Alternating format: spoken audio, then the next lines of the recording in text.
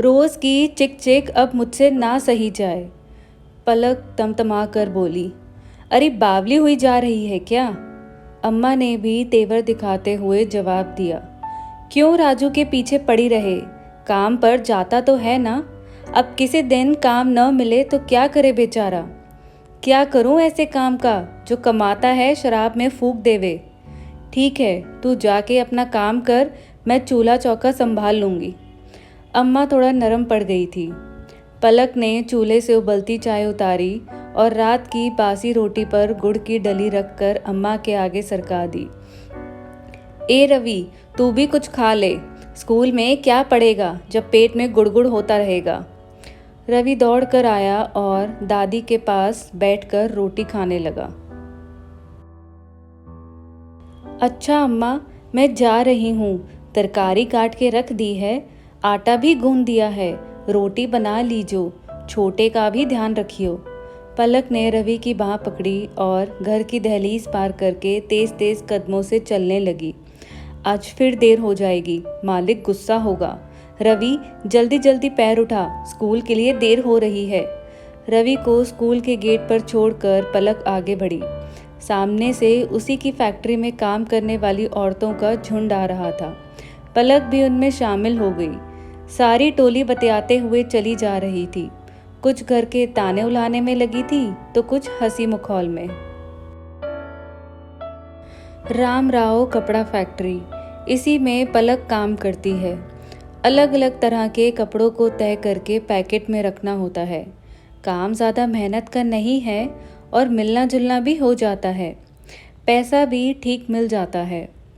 पलक का गुस्सा ठंडा हो चुका था। वो मन ही मन सोचने लगी, इस बार पगार मिलेगी तो क्या क्या खरीदारी करेगी, कितना बचा लेगी, वगैरह वगैरह। वो सोचने लगी, इस बार अम्मा के लिए भी धोती ले लूँगी।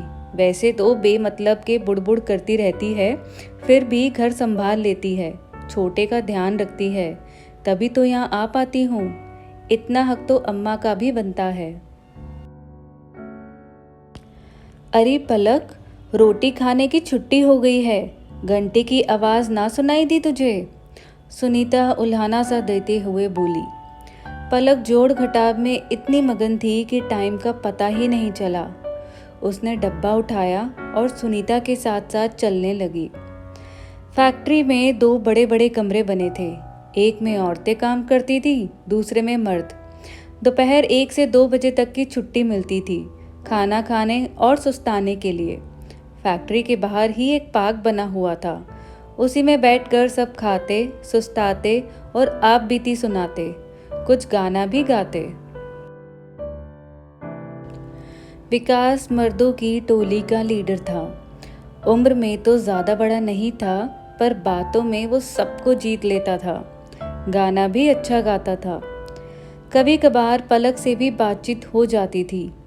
पलक सोचती, एक जगह ही काम करते हैं, कभी कभी हंसी मजाक कर लेता है, इतना तो चलता है। अगले दिन जल्दी जल्दी घरेलू काम निपटा कर पलक काम पर जाने को तैयार हुई। रवि को लेकर घर से निकली। अभी कुछ कदम ही चली थी कि साइकिल की घंटी सुनकर एक किनारे हो गई। पीछे देखा, अरे ये तो फैक्ट्री वाला विकास है। वो भी साइकिल से उतर गया। अच्छा, तो तू यहाँ रहती है? इधर से रास्ता छोटा पड़ता है, इसलिए आ गया हूँ, विकास ने सफाई सी देते हुए कहा। पलक ने कोई जवाब नहीं दिया और चुपचाप चलती रही। विकास बहुत ही शरीफाना लहजे में बोला, पलक पीछे साइकिल पर बैठ जा, बिटवा आगे डंडे पर बैठ जावेगा। इससे पहले कि पलक कुछ कहती, रवि साइकिल पर बैठने के लिए मचलने लगा। विकास ने बच्चे को उठाकर बिठा लिया। अब पलक को भी मजबूरी में बैठना पड़ा। धीरे धीरे ये रोज़ का ही सिलसिला बन गया। अब पलक और विकास की बातचीत हास परिहास से उठकर घर गृहस्थी की बातों तक पहुंच गई थी। पलक राजू की बुरी आदतों के किस्से भी सुनाने लगी थी। विकास हमदर्दी दिखाता तो उसे अच्छा लगता था। आज पलक बहुत खुश है। 800 रुपये जो उसकी मुट्ठी में है। खरीदारी की सूची तो उसने पहले ही बना ली थी। जिस दिन पगार मिलती, औरतें बाजार ज़रूर जाती थी। कुछ घर के लिए सौदा सुलूफ लेती थी तो कोई बच्चों के लिए या किसी को अपनी बुजुर्ग माँ के लिए कुछ लेना होता। पलक भी लता और सुनीता के साथ खरीदारी करने बाजार पहुंच गई।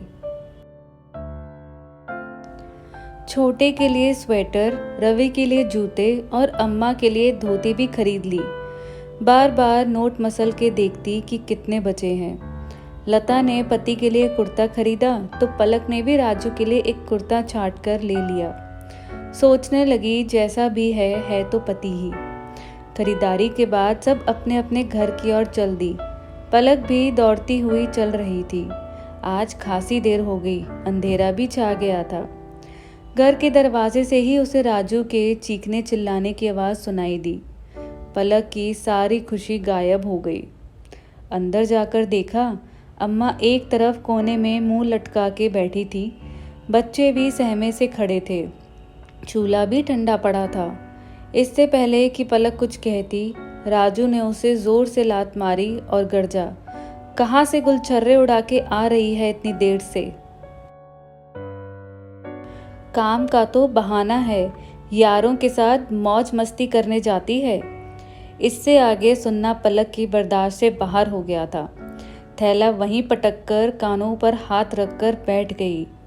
राजू गुस्से से उठा और उसे धक्का देकर घर से बाहर कर दिया। बेचारी अपनी सफाई में कुछ कह भी न सकी। वहीं दरवाजे के बाहर घुटनों में सिर छुपाए बैठ गई।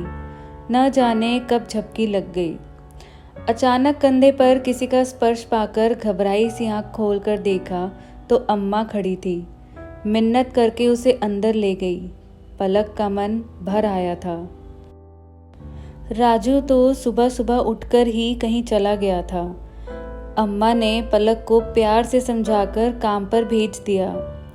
आज फिर रास्ते में विकास मिल गया। पलक बिना नानकुर किए साइकिल पर बैठ गई। आज वो बहुत परेशान थी। सोच रही थी अपनी सारी कड़वाहट कहीं जाकर उड़ेल दे। उसे देखकर विकास कुछ तो समझ गया था। रास्ते में एक ढाबे पर उसने साइकिल रोकी। पलक भी चुपचाप साइकिल से उतरकर ढाबे की बेंच पर बैठ गई। विकास ने बातों में उलझाकर उससे सारी असलियत उगलवा ली। हमदर्दी दिखाते हुए बोला, तू क्यों उस निकम्मे के साथ जिंदगी बर्बाद कर रही है? मेरे साथ गांव चल, अपने खेत खलियान हैं, आराम से रहेंगे। पलक चुपचाप सुनती रही और मन ही मन सोचने लगी कि बस अब और नहीं सहेगी। बच्चों को दादी संभाल लेगी। उसके परेशान दिलो दिमाग ने फैसला तो कर लिया पर मुंह से कुछ नहीं बोली। छुट्टी के बाद रोज की तरह घर की ओर चल दी। पर ये क्या, आज तो राजू रास्ते में ही मिल गया। नशे में चूर गुस्से से उसे घसीटता हुआ घर में लाया। आज तो अम्मा की हिम्मत भी जवाब दे गई थी। बच्चे भी भूखे प्यासे सो गए थे। राजू ने लात घूंसों से पलक की पिटाई की, फिर दरवाज़ा खोल के बाहर निकल गया। पलक भी निढाल होकर एक तरफ गिर गई। शरीर में इतना भी दम ना बचा था कि उठकर 2 घूंट पानी पी ले। रात भर दर्द से करहाती रही। अभी अंधेरा सिमटा भी नहीं था कि बिजली की तरह पलक के दिमाग में विचार आया। वो उठकर बैठ गई। कुछ सोचकर अपने कपड़ों की गठरी बनाई, कुछ जमा रुपए लिए और चुपचाप दबे पांव अम्मा और बच्चों को सोता छोड़कर घर से बाहर आ गई। अभी अंधेरा था। सड़क पर अकेले जाना उसे ठीक न लगा। किसी ने देख लिया, कुछ पूछ लिया तो क्या कहेगी। दिमाग भी सुन पड़ा था। कुछ सोच के उसने जंगल के रास्ते कदम बढ़ाए। धीरे धीरे अंधेरा सिमटने लगा था। जंगल पार करके सड़क पर आई तो सामने से विकास आता दिखा। फिर सोचा शायद उससे गलती हुई है। सुबह सुबह वो यहाँ कैसे? सोच ही रही थी कि विकास सामने आकर खड़ा हो गया और बोला, मैं सुबह कुछ घरों में दूध देने भी जाता हूँ। कुछ रकम मिल जाती है, गुजारा अच्छे से हो जाता है। फैक्ट्री तो 9 बजे खुलती है, मैं 8 बजे तक दूध का काम निपटा लेता हूँ। पर इतनी सुबह तू यहाँ कैसे? पलक फूट फूट कर रोने लगी और राजू का कल का किस्सा बताने लगी। विकास समझाते हुए बोला, तुझे अभी भी उसी नरक में रहना है। पलक ने अपना फैसला सुना दिया। विकास ने प्यार से उसे समझाते हुए कहा, घबराने की बात नहीं है, मैं तेरा पूरा साथ दूंगा। अभी फैक्ट्री चलते हैं, रोज़ की तरह काम करेंगे, किसी को शक ना हो। छुट्टी के बाद तू सेवा सदन के पीछे वाले जंगल में मेरी राह तकना। मैं भी घर से कुछ कपड़े और सामान लेकर जल्दी ही वहाँ आ जाऊँगा। डरना मत, वहीं रुके रहना। काम खत्म करके विकास जल्दी जल्दी साइकिल के पैडल मारता हुआ अपनी कोठरी पर पहुंचा। अकेला रहता था, कोई पूछने वाला नहीं था। फुर्ती से कपड़े और सामान समेटा। साइकिल भी किराए की थी, वो भी दुकान पर दे आया। लंबे लंबे डग भरता हुआ सेवा सदन की ओर बढ़ने लगा। उधर पलक भी एक बड़े से पत्थर पर नदी किनारे अपनी गठरी समेटे बैठी थी। अंधेरा होने लगा था। पलक थोड़ा डरने लगी थी। एक बार तो सोचा वो कुछ गलत तो नहीं कर रही, पर अपनी दुर्दशा याद करके उसने मन पक्का किया और जम के बैठ गई। थोड़ी देर में विकास भी आ गया। इससे पहले कि पलक तक पहुंचता वो चीख मार के पीछे हट गया। क्या हुआ? पलक ने पूछा। अरे बावली, देखा नहीं, जिस पत्थर पर बैठी है उसी के पीछे कितनी बड़ी मादा मगरमच्छ है। वो तो अपने अंडों पर बैठी थी, इसलिए तेरे पास नहीं आई, वरना तेरा काम तो यहीं तमाम हो गया था। अचानक पलक के दिमाग में बिजली सी कौंधी। एक मादा मगरमच्छ मुझे मारने के लिए सिर्फ इसलिए आगे नहीं बढ़ी क्योंकि वो अपने बच्चों की देखभाल में लगी थी। एक जानवर की इतनी ममता, और मैं एक औरत, एक माँ। लानत है मुझ पर जो अपने बच्चों को छोड़कर जा रही थी। उसने तुरंत विकास से अपना हाथ छुड़ाया। राजू से निपटना उसे सीखना होगा। उसमें बच्चों का क्या दोष? वो आज ही राजू को घर से जाने को कह देगी, जिसे ना उसकी चिंता, ना बच्चों, ना अम्मा की।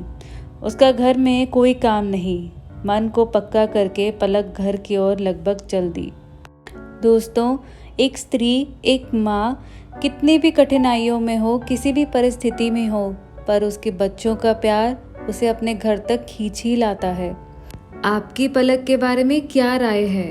क्या उसका घर छोड़कर जाना सही निर्णय था या फिर अपने ससुराल वापस लौट कर आना? मुझे कमेंट सेक्शन में ज़रूर बताएं। मुझसे जुड़ने के लिए आपका बहुत बहुत धन्यवाद।